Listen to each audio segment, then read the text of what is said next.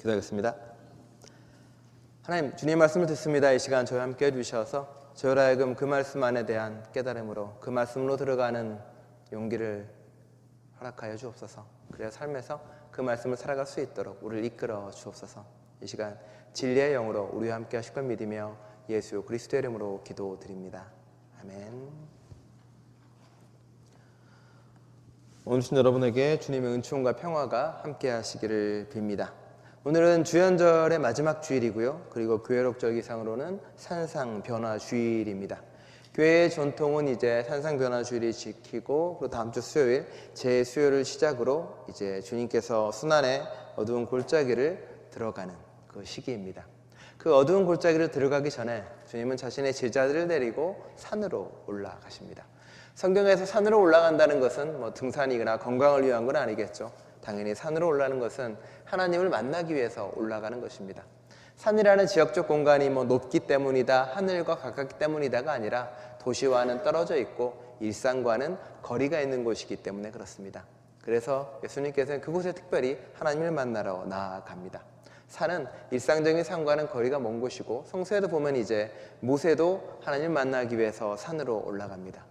엘리야도 아합과 아합으로부터 도망가서 하나님 만나기 위해 산으로 올라가는 것이죠. 하나님도 예수님도 마찬가지였습니다. 오늘 보는 것처럼 그 앞에서 주님은 자신의 모습이 변하고 새하얀 빛으로 쌓여 있다고 고백을 합니다. 우리는 하나님을, 예수님을 빛이라고 고백합니다. 그 빛이라고 고백하는 가장 중심에는 무엇이 있을까요? 아마 예수님이, 하나님이 우리 안에 어둠을 몰아내는 까닭인 거겠죠. 우리 안에 새로운 생명을 불어다주고 우리 안에 새로운 무언가를 심어주기 때문에 그렇다는 겁니다. 제자들 또한 그런 예수님을 만납니다. 산에 올라와서 그들은 아마 창조의 빛, 태초에 만들었던 하나님의 빛을 경험했을 것입니다. 그것을 통해 하나님에게 놀라운 영광을 보았을 것이고 주님에게 놀라운 모습을 보았던 것이겠죠. 신앙생활이 마치 그러합니다. 신앙생활은 어둠에서 빛으로 나아가는 과정입니다. 미래에 대한 불안과 두려움에 사로잡혀 있다면, 신앙을 가지고 믿음을 가지게 된다면 그 어둠과 그 불안을 넘어서서 새로운 희망으로, 새로운 기쁨으로 바뀌게 되는 것이죠. 무언가 달라지거나 무언가가 새로 생긴다거나 무언가가 나한테 오기 때문에 그런 게 아닙니다. 내가 달라지기 때문에 그렇습니다. 내 안에 불안과 두려움이 사라지니 내 미래가 어떻게 되든, 어떤 상황이 오든, 어떤 사건이 닥치든 하나님과 함께하는 것만으로도 그것이 다 넘어갈 수 있다는 믿음의 확신, 그렇기 때문에 미래가 더 이상 불안과 두려움이 아닌 거겠죠. 그리고 어쩌면 그 빛으로 변한 그 과정이 바로 신앙인이라고 할 수 있습니다. 하나님을 믿고 따르는데 어떤 변화도 없고 어떤 달라짐도 없다면 사실 그분은 신앙인이라고 말할 수가 없는 거겠죠. 믿기 전과 믿기 후가 똑같은데 그게 무슨 신앙인이고 그리고 믿는 사람이라고 할 수 있겠습니까? 저 사람이 예수 믿고 나니 사람이 달라졌네, 저 사람이 교회 다니고 나니 사람이 달라졌네 라고 들어야 그게 신앙인이고 그게 바뀐 사람입니다. 예나 지금이나 똑같다고 하면 정말로 신앙을 헛된 세월로 보내버리고 만 것이겠죠. 세월이 가면서 사람들은 누구나 다 바뀝니다. 그렇죠? 어떤 식으로는 변화되고 바뀌는 거죠. 누군가는 밝고 환하게 빛으로 바뀌지만 누군가는 점점 어둡고 좁아지고 그리고 쉽게 화내고 짜증내는 사람으로 바뀌기도 합니다. 그 세월은 안타까울 수밖에 없는 것이겠죠. 믿음은 우리를 어둠으로 가는 변화로 만들어내는 게 아니라 빛으로 가는 변화를 만들어내고 있습니다. 그 빛 가운데 이제 베드로가 가만히 이렇게 지켜보니 그냥 여기서 살아도 좋겠다는 마음이 들었나 봅니다. 가만히 들여다보니까 예수님과 함께했던 시간들이 떠올랐겠죠. 힘들고 어려웠던 시절도 있었고요. 그리고 사실 이 산에 올라가기 전에 예수님이 제자들에게 한 말이 있습니다. 너희는 십자가를 지고 나를 따라와라고 이야기하거든요. 십자가를 지란 말이 뭔가요? 너도 나랑 같이 죽을 각오를 하고 와라, 이 말입니다.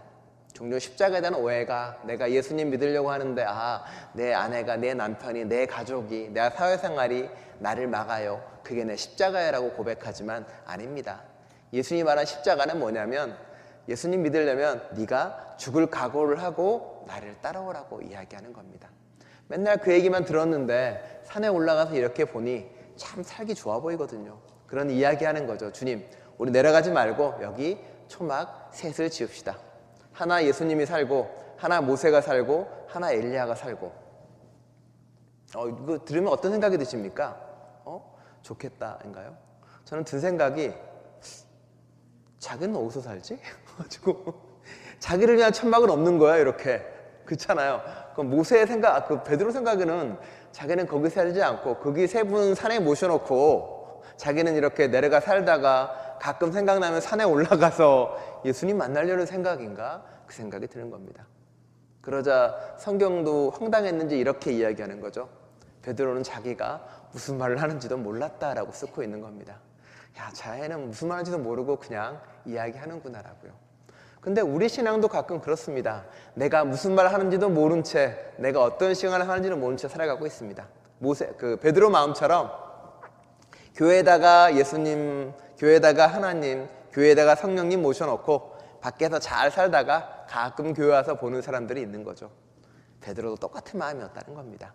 바꿔 말하면 어쩌면 그렇게 사는 우리도 우리가 뭘 하는지 모르고 살아가는 신앙생활일 수도 있겠다 싶습니다.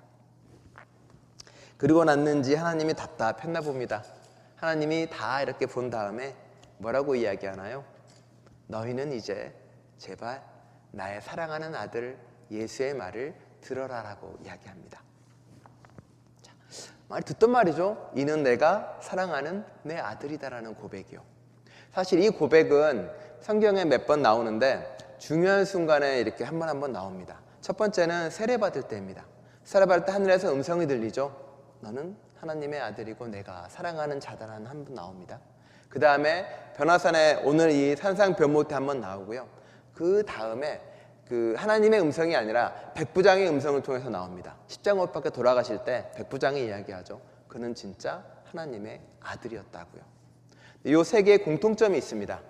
우리가 누군가가 와 신의 아들이야 하나님의 아들이라고 이야기할 때는 대단히 영광되고 놀라운 무언가를 할 때인데 성서는 그럴 때가 아닙니다. 성서는 세례를 받고 예수님은 광야로 들어가서 시험을 받습니다. 바로 그 전에 사랑한다는 고백이 들립니다. 그리고 오늘 변화산 주일 사건이 있는 뒤에 예수님은 고난의 시간을 겪게 됩니다. 그때 사랑한다는 고백이 들립니다. 십자가 못 박혀 죽고 고통 가운데 있을 때 다른 사람의 목소리를 통해서 사랑하는 하나님의 아들이란 고백이 들려옵니다. 자, 예수님이 하나님으로부터 사랑한다는 고백을 듣는 그 순간은 영광된 찬란한 무언가를 할 때가 아니라 내가 사람들을 위해 혹은 누군가를 위해 고난을 선택할 때 비로소 하나님의 아들이라고 사랑받는 사람이라고 선택을 받았다는 이야기입니다. 그리고 사람들에게 그의 말씀을 들어라라고 이야기합니다. 여러분은 주님의 말씀을 잘 듣고 계십니까?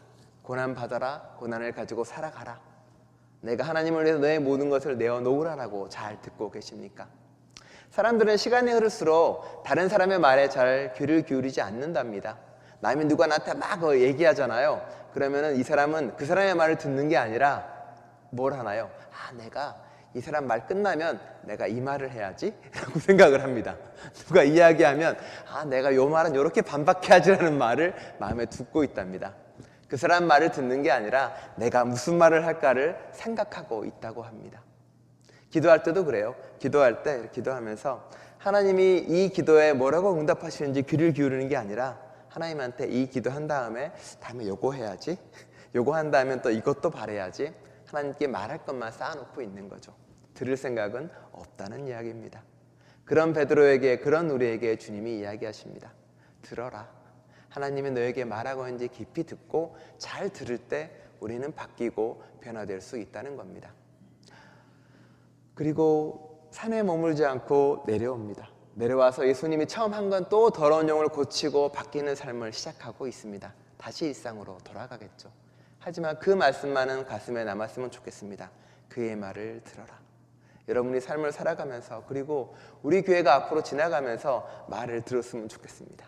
주님이 우리 교회에게 무슨 말을 하는지, 주님이 나에게 무슨 말을 하는지, 그리고 내게 무슨 말을 하는지 기도도 조금씩 바뀌었으면 좋겠습니다. 하나님, 내 기도 들어주세요를 계속 반복하는 게 아니라 하나님, 내가 여기 있습니다. 내가 듣겠습니다. 그 기도를 들을 때 우리는 신앙은 성장하고 변화되고 달라질 것입니다. 그리고 우리 교회도 하나님의 음성을 들을 때, 그리고 내가 하나님의 음성에 들으며 그 말씀에 순종할 때 우리는 변화되는 사람이 될 수 있을 것입니다. 예수님이 빛으로 바뀐 것처럼 우리 또한 빛으로 바뀌겠죠. 그런 빛으로 바뀌기 위해 귀를 기울이고 듣는 저와 여러분 될 수 있기를 간절히 축원드립니다. 기도하겠습니다. 주님, 우리 교회 36년 동안 주님은 우리에게 끊임없이 말씀하시고 이야기하셨습니다. 우리는 열심히 듣고 그 길을 걸어왔습니다. 더 잘 듣고 더 귀를 쫑긋 세우겠습니다. 주님이 우리에게 무슨 말씀을 하시는지, 우리가 무엇을 해야 되는지 그 말씀에 귀 기울이는 저희가 될 수 있도록 주님께서 함께 해주시고 우리의 귀를 열어 주옵소서. 그 목소리에 쫓아 살아가는 저희가 되겠습니다. 주님께서 우리를 끊임없이 부르시고 말씀하실 걸 믿으며 예수 그리스도의 이름으로 기도드립니다. 아멘.